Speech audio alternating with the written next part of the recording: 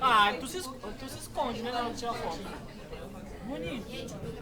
Você tá gravando. Não, para.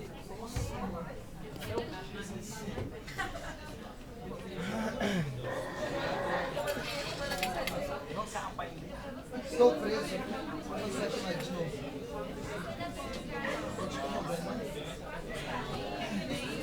Você supera.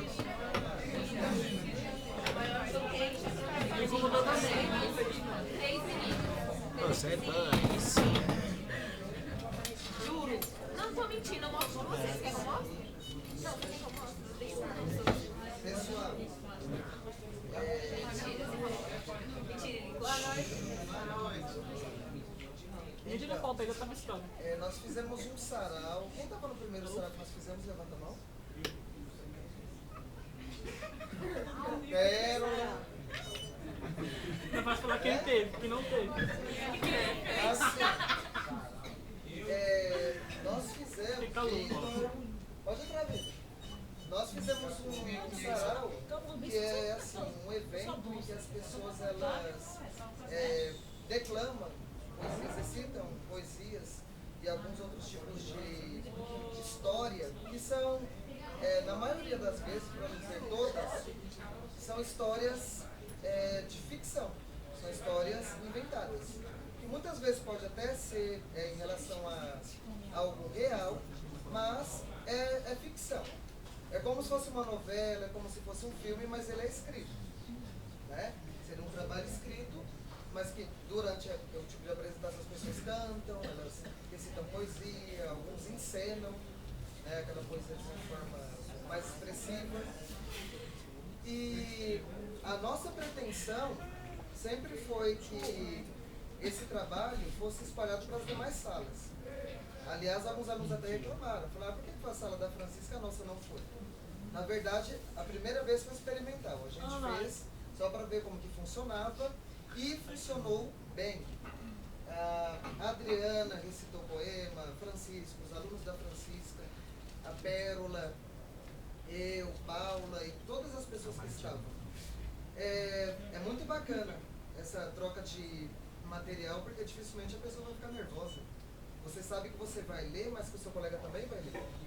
Né? E é algo bacana de se acontecer numa escola. Né? Você se dá o direito de ler tranquilamente, se dá o direito de errar. Aqui é o local exato assim, para a gente errar. Se você tem pessoas para te corrigir. Né? E vocês terão essa oportunidade. Hoje, eu trouxe para vocês aqui um escritor de uma trilogia que fala sobre os bairros de São Paulo, que está aqui ó, no banner, Bexiga, Paraisópolis e Ângela.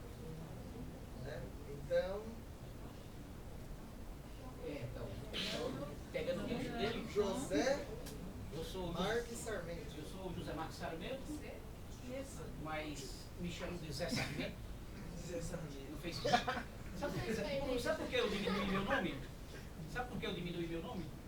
Porque as pessoas não têm mais tempo de falar nome comprido. Não nasce mais o João Cabral de Melo Neto. Não nasce mais o Chico Buarque de Holanda. Não nasce mais o Carlos Drummond de Andrade. Está todo mundo dando apelido, se dando apelido. Os artistas se dão apelido. Entendeu? Aí eu diminui meu nome de José Marques Sarmento. É claro que eu assino meu livro como José Marques Sarmento. Porque desde o primeiro livro que eu assinei José Marques Sarmento e as pessoas começaram a me conhecer como José Marques Sarmento, e é como José Marques Sarmento que eu apareço em certas publicidades que já saíram. Na Folha de São Paulo, há um mês atrás, saiu essa matéria falando de morador do Campo Limpo escreve trilogia sobre bairros periféricos. Bairros periféricos é a região onde a gente mora. Né? Então eu escrevi 3 livros justamente falando de bairros periféricos, da nossa convivência, da nossa vida. Nós somos periféricos. A gente não nasceu na Paulista. Nós não nascemos no Jardim Paulista, em Alphaville, nós não nascemos nesses bairros. Jardim América. A gente nasceu em bairros periféricos. Os mais velhos aqui, que não nasceram em bairros periféricos, nasceram num lugar muito afastado de São Paulo ou em São Paulo. Mas tudo bem. E eu sou um desses. Muita gente de repente sabe o que é isso aqui. O que é isso aqui? Os mais velhos sabem o que é isso? Ó, uma casa de taipa, né? Ó, os mais velhos estão tudo aqui atrás. Nossa! Quem nasceu no Nordeste aqui? O Bahia, levanta a mão. Quem nasceu na casa? Quem nasceu numa casa de taipa como essa? Nasceu numa casa caiazinha, mas foi da região Nordeste. Então, eu nasci numa casinha dessa, molequinho, lá no sertão da Paraíba, lá no Vale dos Dinossauros.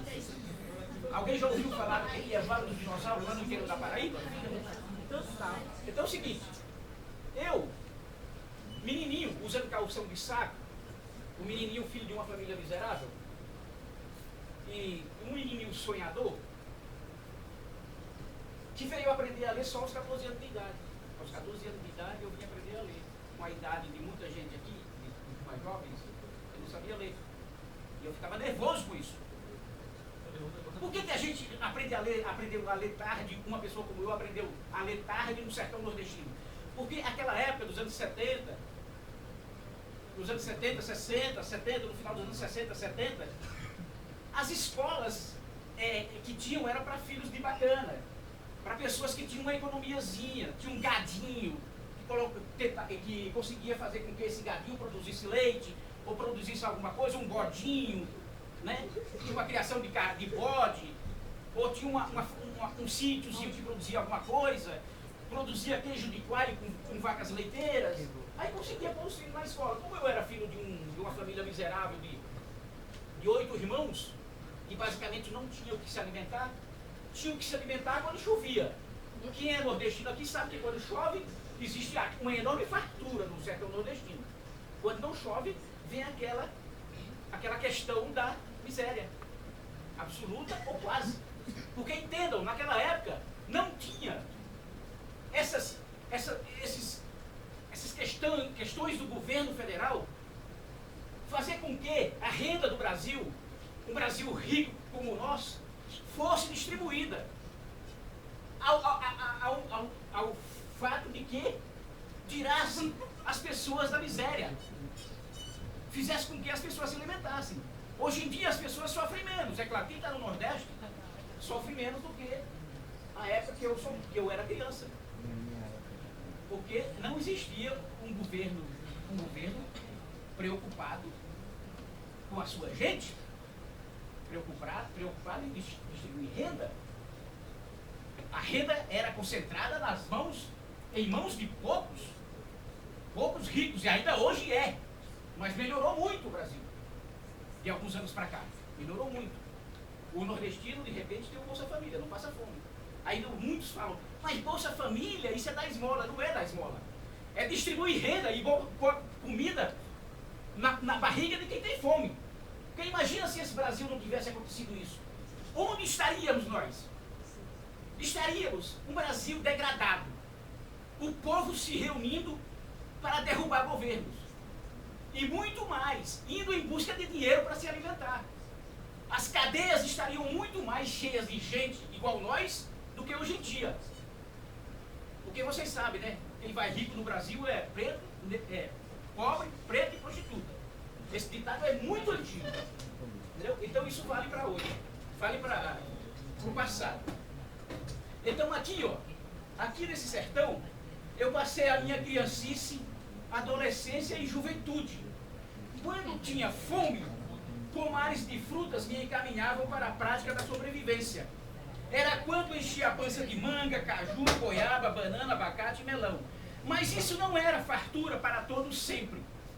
Havia tempo de seca, irremediável.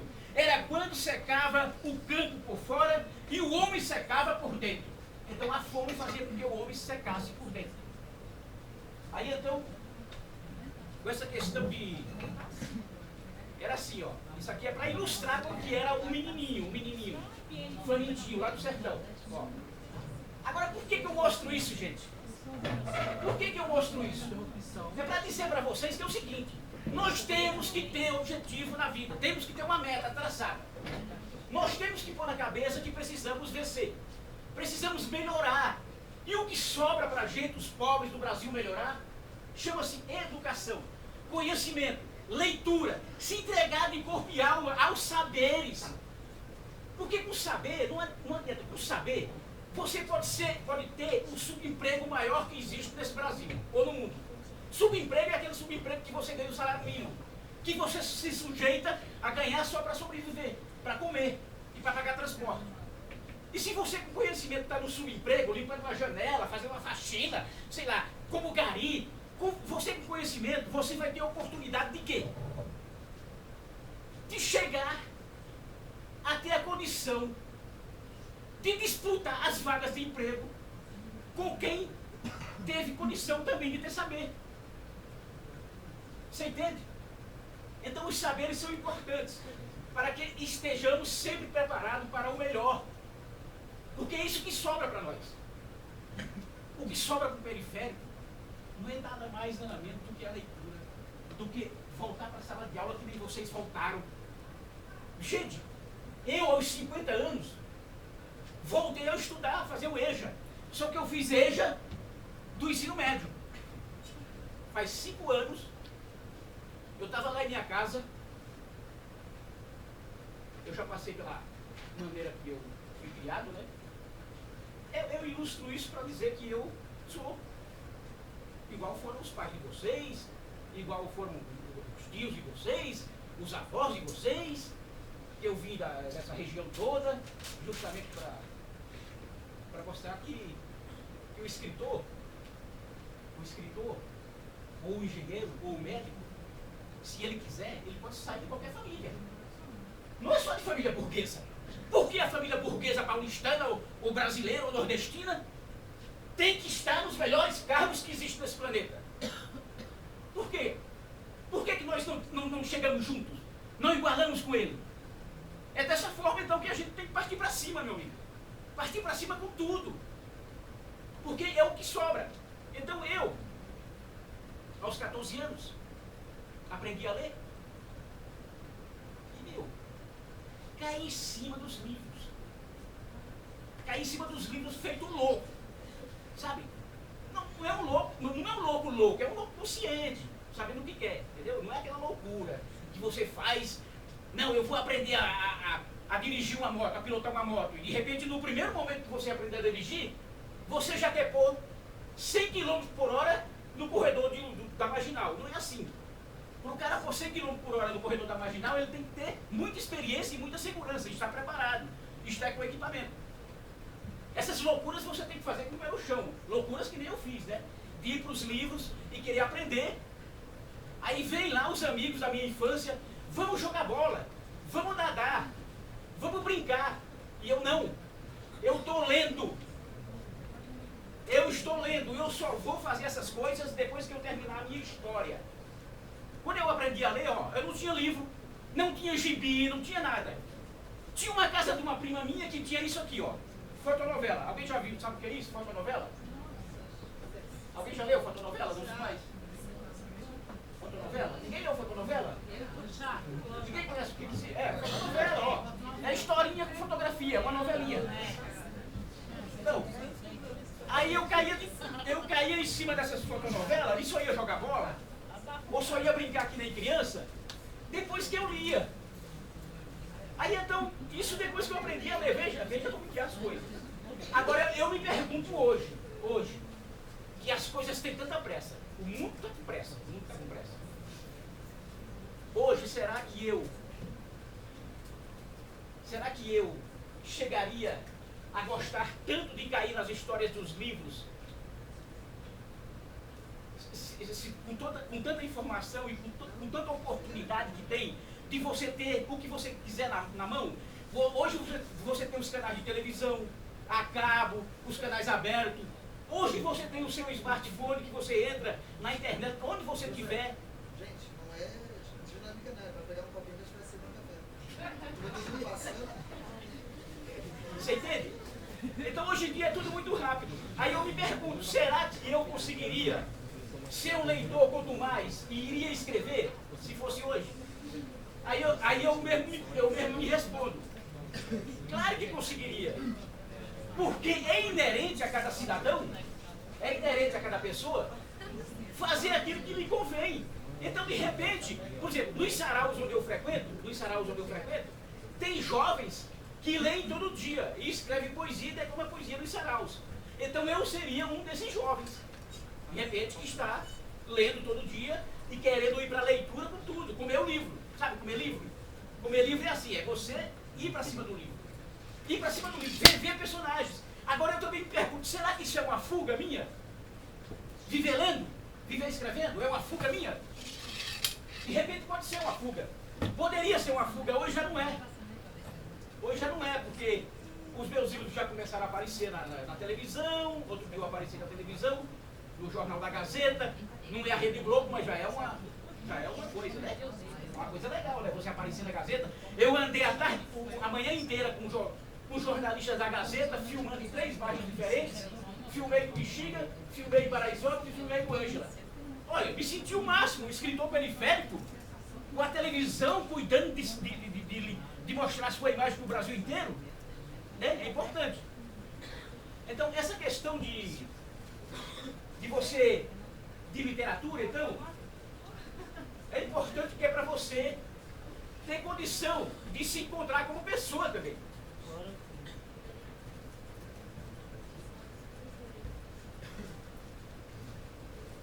Aí então, aos 19 anos, com a 8ª série, eu vim para esse lugar aqui, ó.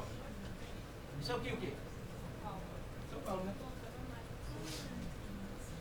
Aí, e no meio dessas ruas, um choque de cultura. O choque de cultura vindo do sertão para São Paulo, aquele sertãozão que só via aquele descampado, animais, um carro ou outro de vez em quando, um caminhão ou outro de vez em quando. E vem para São Paulo e tem esse choque. Você cai nessas ruas de São Paulo, na rua central de São Paulo. Praça da Sé, pátio do colégio, Largo São Bento. O que mais? Toda aquela em Parque Dom Pedro, Anhangabaú, toda aquela região. Olha o choque de cultura que eu passei. Então, essa questão, então, vindo em São Paulo, o que eu fui fazer? Eu fui fazer uma profissão. Eu precisava trabalhar. Quando você chega em São Paulo, do sertão para cá, meu amigo, a família que fica lá, sua mãe, seu pai e seus irmãos, sabe o que eles imaginam? Você não sabe o que ele imagina? Imagina que você vai chegar em São Paulo e vai ficar rico. E eles ficam esperando no primeiro mês receber grana. Então as primeiras cartas que eu enviei foram sem dinheiro, porque eu estava desempregado, eu estava morando numa casa do irmão, lá em Mauá, Santo André. Arrumei um emprego para trabalhar de ajudante numa fábrica. Aí eu passei 3 meses, não passei. Eu não passei no teste. 3 meses, o que é? Experiência. Eu não passei na experiência. Porque eu me sentia muito arrasado trabalhando naquela fábrica. Eu viajava. O leitor, o cara que quer escrever, ele é um viajão. Então eu ficava ajudando um cara a montar peças. E eu ficava dando ponto com solda. Eu falava, nossa. Aí chegava a noite, cara, eu não conseguia dormir. Porque a solda esquenta o olho da gente. Cara, e fica, parece quando você deita, fica aquilo, parece que seu olho está cheio de areia. Areia. Aí o que é que eu fazia? Pedia para minha cunhada, minha cunhada, um pedaço de batata e a batata inglesa e colocava assim, ó. Aí conseguia dormir. E aquilo foi me encher o saco. Eu falei, não dá para trabalhar num lugar desse. E agora, o que é que eu vou fazer? Que a família, a mãe e o pai estão esperando lá no Nordeste uma cartinha com 100 conto, 200 conto. E eu, é claro, no primeiro mês eu mandei, no segundo eu mandei, aí depois eu fiquei desempregado, depois de uns 3 meses eu fiquei desempregado. Aí eu estava morando lá na casa do meu irmão, ele numa cama de casal aqui, eu numa beliche, em cima da beliche, dormindo com o filho dele, de 3 anos. Aí eu achei que eu estava enchendo o saco, eu fui dormir embaixo da cama, na cozinha, embaixo de uma mesa na cozinha. Eu estendi, não era nem colchonete, era cobertor, estendi o cobertor e dormi embaixo da mesa na cozinha, porque eu estava atrapalhando a vida do casal. Você entende a psicologia? Eu estava atrapalhando a vida do casal. Aí então eu fiz isso, aí eu saí de Santo André, peguei o trem e vim para São Paulo. Caí na cidade de São Paulo. Caindo na cidade de São Paulo, vocês perceberam que eu falei que eu tinha estudado até a 8ª série, certo? Todo mundo, vocês ficaram sabendo disso. Aí o que aconteceu? Eu cheguei na Prestes Maia, ali perto da Estação da Luz, e vi uma placa escrita, precisa-se de auxiliar de almoxarifado. Eu falei, que diabo é isso? O que é que faz auxiliar de almoxarifado? Aí o encarregado do escritório, pediu que eu entrasse, preenchesse uma ficha e resolvesse 4 questões de matemática. E preenchesse a ficha direitinho. Por que eu não fui trabalhar de servente de pedreiro? Por que eu não fui trabalhar de servente de pedreiro? Por que o conhecimento já começou a me ajudar? Porque eu resolvi as 4 operações de conta. Aí eu fui trabalhar no almoxarifado. Eu não fui trabalhar de peão, fui trabalhar de receber material, distribuir material para os trabalhadores. Por isso que eu defendo a causa da leitura, do conhecimento, a causa de você chegar e falar assim, gente, eu preciso entrar de sola, eu preciso ir com tudo dos saberes. E são esses saberes que vão fazer com que eu comece a participar do mercado consumista. Por que um conhecimento mais alargado, com uma mente mais cheia de saberes, você começa a participar da produção da produção nacional, quer dizer, daquilo que o Brasil produz como produto que está nas vitrines. Porque o teu salário melhora. O teu salário melhorando, é claro que você vai virar um consumidor mais quanto mais.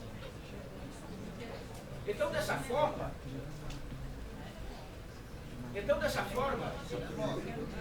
demora.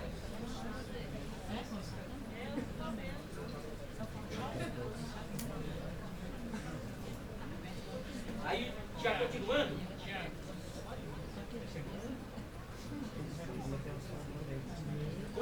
já em São Paulo, mesmo tendo só a 8ª série, eu era um escritor já. Aí